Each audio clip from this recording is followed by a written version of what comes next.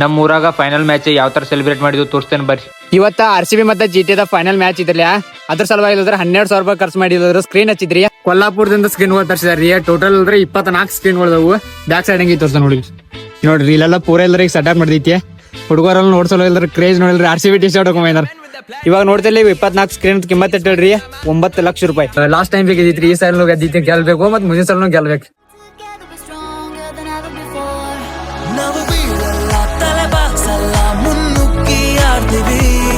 ಜೊತೆಯಾಗಿ ಸೇರಿ ನಾವು ಕೊನೆವರೆಗೂ ಹೋರಾಡ್ತೀವಿ. ನಾವು ಸೋಲಲ್ಲ, ಹಿಂದೆ ಸರಿಯಲ್ಲ, ಎದೆ ತಟ್ಟಿ ನಿಲ್ತೀವಿ. ಇದು ರೆಡ್ ಅಂಡ್ ಗೋಲ್ಡ್ ಆಗ್ತಾರೆ ಬೋಲ್ಡ್ ನಮ್ಮೆದುರಿಗೆ ನಿಂತಾರೆ.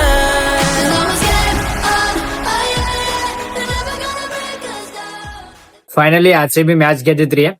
RCB ಸಲುವಾಗಿ ಒಂದ್ ರೆಡ್ ಹಾರ್ಟ್ ಕಮೆಂಟ್ ಮಾಡ್ರಿ. ಇದು RCB ಹೊಸ ಅಧ್ಯಾಯ.